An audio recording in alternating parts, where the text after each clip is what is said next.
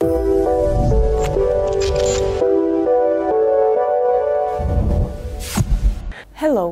my name is Ilona Sekretova and I'm your English teacher. Today we talk about the theme Let your body do the talking. People think that gestures help to understand each other, but sometimes they may lead to misunderstandings. We live in a rapidly changing world. Nowadays everything is going global and people all over the world have to socialize with each other more often, sometimes using a foreign language. But is it enough to study only grammar and words? Our answer is no.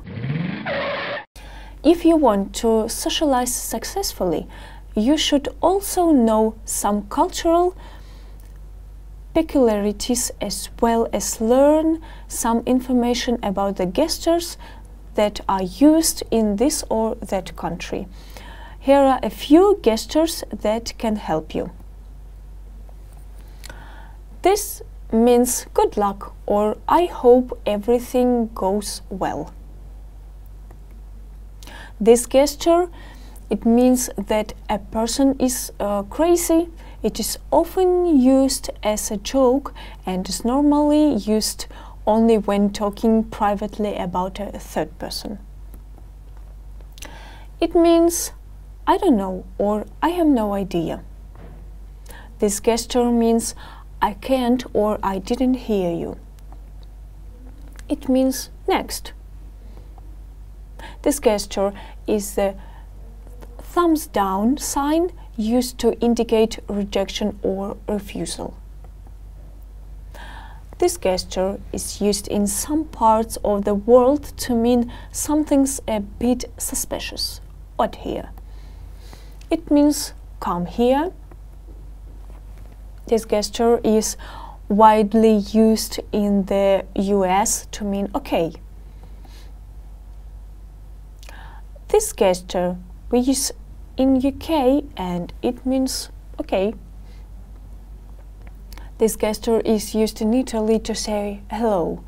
For Indonesian, Malaysia and some speakers of Arabic, it signals come here. Some speakers of English might confuse this gesture with the wave forward goodbye. It means oh, I forgot, or is used as an expression of surprise. This gesture is widely used all over the world and means peace. This gesture is widely used all over the world and means victory.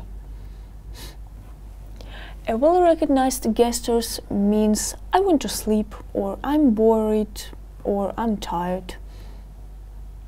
This gesture means I'm fed up with it, or I've got enough on my plate.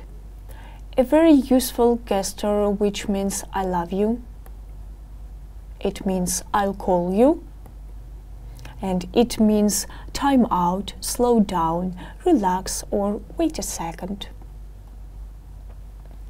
If you want to show that you are cool, this gesture is for you. Let your body do the talking. One of the areas of our body which conveys most about how we feel is how we move our hands and arms. Hand and arm gestures are sometimes deliberate, but most often they occur unconsciously and naturally. Saying something important, open hands and arms especially extended and with palms up in front of the body and chest height, indicate that what you're saying is important, and especially when people are speaking in public, a pointing finger or a hand waving above the shoulders emphasizes an individual point. However, Research shows that people often find speakers who point their fingers a lot rather annoying. Openness or honesty. When people want to be open or honest, they will often hold one or both of their palms out to the other person. Footballers who have just committed a foul often use the gesture to try to convince their referee that they didn't do it.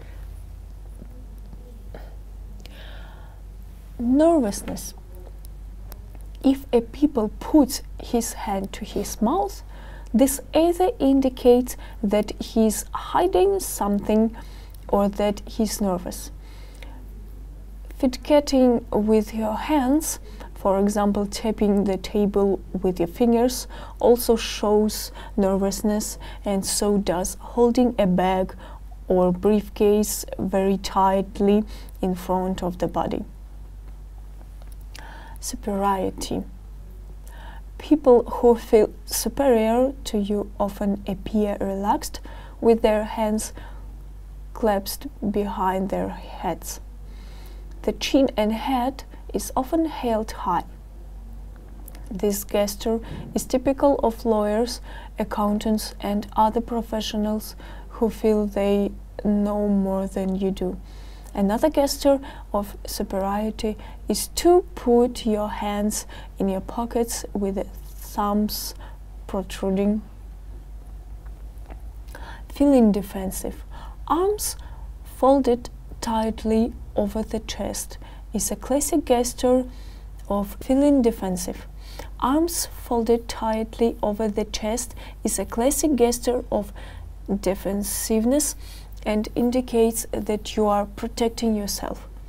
It is often seen among strangers in queues or in lifts or anywhere where people feel a bit insecure. People also sometimes use this gesture when they are listening to someone to show that they disagree with what is being said. However, this gesture can simply mean that the person is cold. Thinking hard.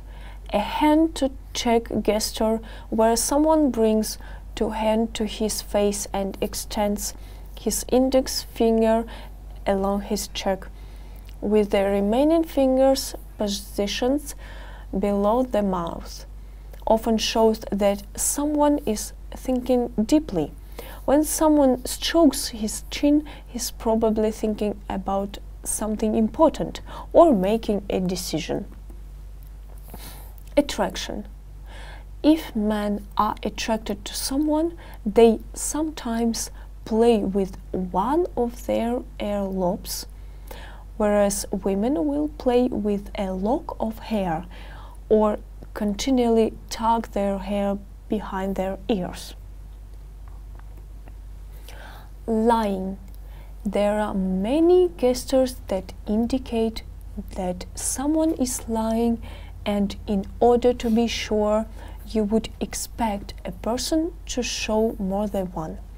Gestures include putting your hand in front of your mouth, touching your nose, rubbing your eyes, touching your ear, scratching your neck, pulling at your collar, or putting your finger or fingers in your mouth.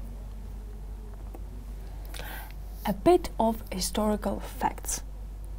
A handshake is a traditional symbolic greeting gesture.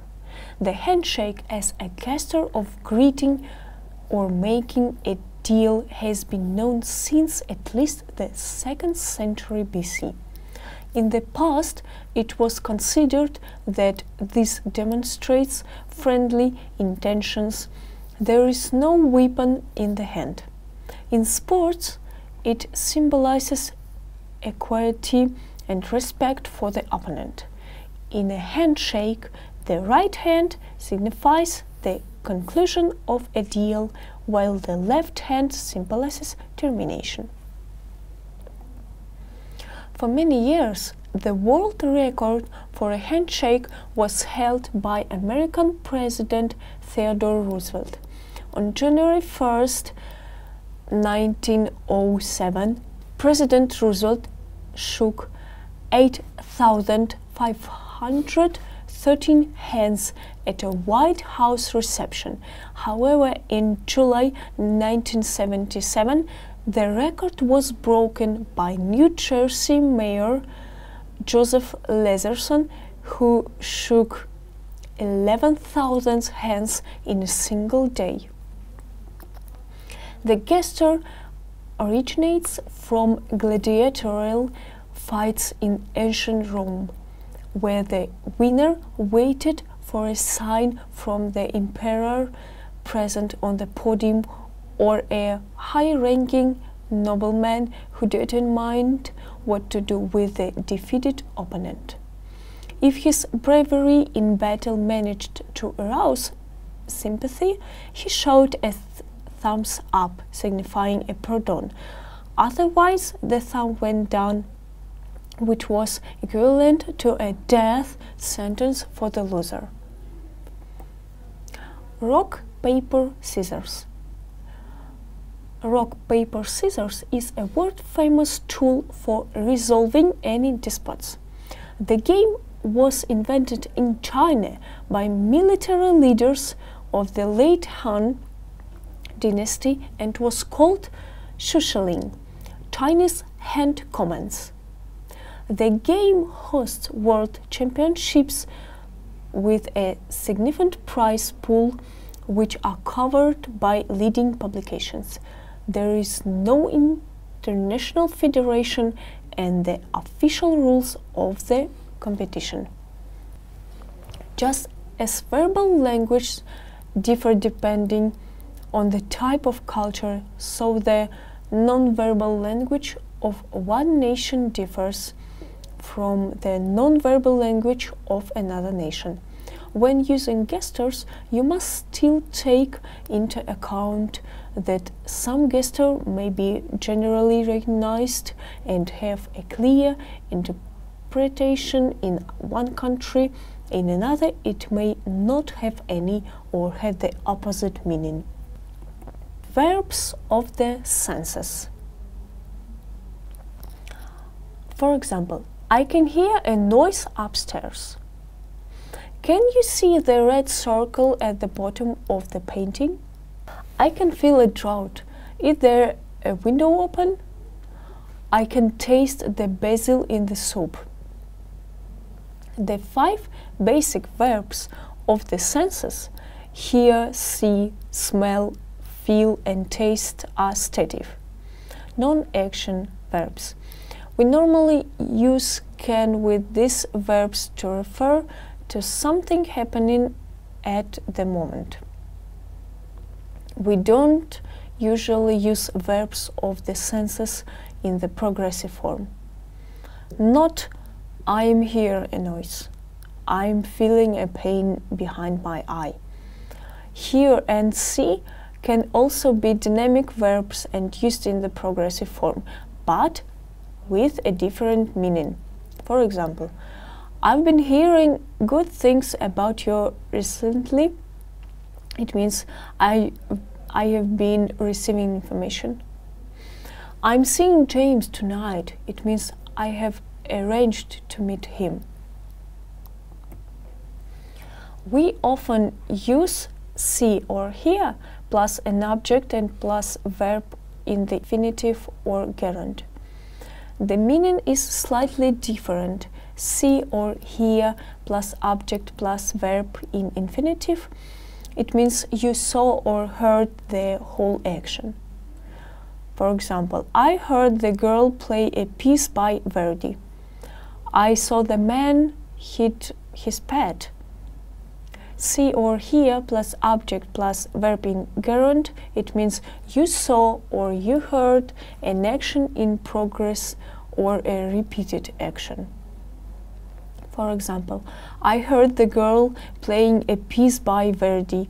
I saw the man hitting his pet. The same distinction also applies to verbs after watch and notice. Look, feel, smell, sound, taste verbs plus adjective or noun. When we talk about the impression something or someone gives us through the senses, we use look, feel, smell, sound and taste. After these verbs, we can use an adjective. For example, you look bored. That smells delicious. This music sounds awful. These shoes feel comfortable. This soup tastes a bit spicy. Like plus a noun. For example, you look like your brother. It sounds like a bomb. This tastes like a car, but not coffee. When we talk about the impression something or someone gives us through the senses, we use look, feel, smell, sound and taste. After these verbs we can use as if, as though, plus a clause. She looked as if, as though she had been crying. It sounds as if, as though someone is trying to open the door. Compare smell and taste of and smell taste like. For example, it tastes or smells of basil. It has the taste or smell of basil. It tastes, smells like basil. It means it has a similar taste or smell to basil, but it probably isn't basil. Seem.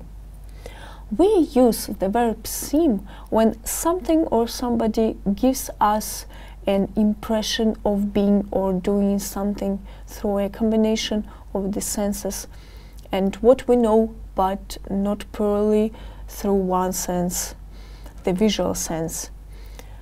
Compare seem and look. For example, you look tired.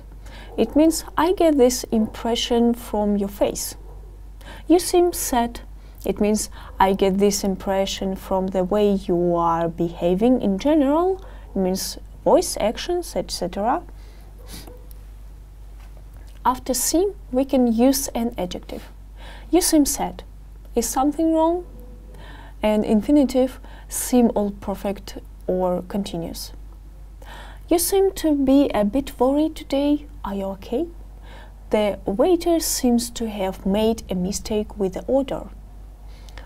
Like plus noun or as if, as though plus a verb phrase, it seemed like a good idea at the time, but in fact it wasn't.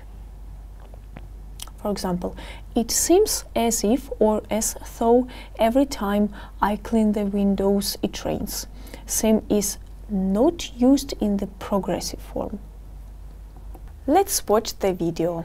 Before the 17th century, scientists weren't really recognised, possibly because lab coats had yet to catch on. But suddenly Britain was full of physicists. There was Robert Hooke, Robert Boyle, and even some people not called Robert, like Isaac Newton. The Royal Society was formed out of the Invisible College, after they put it down somewhere and couldn't find it again. At first they worked in Latin. After sitting through Newton's story about the pomum falling to the terra from the arbor for the umpteenth time, the bright sparks realised they all spoke English and they could transform our understanding of the universe much quicker by talking in their own language. But science was discovering things faster than they could name them. Words like acid, gravity, electricity and pendulum had to be invented just to stop their meetings turning into an endless game of charades. Like teenage boys, the scientists suddenly became aware of the human body, coining new words like cardiac and tonsil, ovary and sternum. And the invention of penis and vagina made sex education classes a bit easier to follow, though clitoris was still a source of confusion. Types of stative verbs. Feelings, feel, hear, look, notice, smell, sound, taste, appear. Thoughts and opinions, believe, forget, know, agree, remember, understand, see, doubt, imagine, mind, think. Senses, like, dislike, love, care for, hate, respect, enjoy, prefer, wish, want. Possessions, have, hold, include, be, belong, own, differ, contain, depend. Measures, cost, others. Cost, fit, need, matter, mean, want, weigh, wish, and keep. Stative verbs are not used in present continuous. For example, he looks upset. He doesn't know the answer to these questions. I understand you. I understand what you mean. I like roses. Mr. Smith wants to talk to you. I need a minute to write it down. I need to use your phone right now. I have a car. Exceptions. Some verbs have more than one lexical meaning. For example, the same verb can have the meaning of a physical action and belong to one of the types of state verbs. For example, to see. Stative. I see a woman in an elegant suit. Dynamic. He's seeing his parents after work. To have. Stative. We have a big house in the suburbs. Nick has a bike. Dynamic. He's having a shower. It means taking. I'm having lunch, so I'll call you later. He's having a shower. To appear. Stative. She appears to be very happy with her new fiancé. She appears to be having a great time. Dynamic. My favorite band is appearing on Sunday. They are appearing in Moscow this weekend. To enjoy. Stative. General statement. I enjoy watching horror films at night. Dynamic. It can be used in continuous tenses if it denotes the enjoyment of something specific. For example, I am enjoying my holiday in Italy. I am enjoying the performance a lot. Compare. Present simple. I think she's lazy. You can see the central square from my window. This pie tastes very salty. Your hair looks great. Present continuous.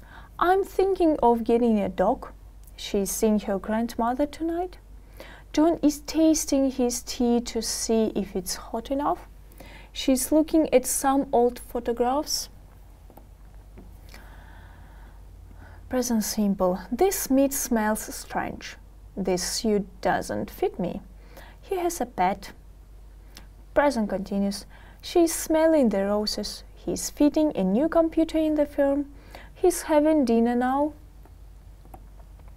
How do I remember the rules for using state verbs? The main thing is to understand the principle by which the verb was included in the list of stative verbs. It is important to remember that these verbs do not denote a physical action. You can just remember the names of the groups and the verbs will be remembered by themselves. To understand whether a verb is dynamic or static in a particular case, you need to have a good understanding of the context in which it is used. Thank you for attention. Our lesson is over. Goodbye.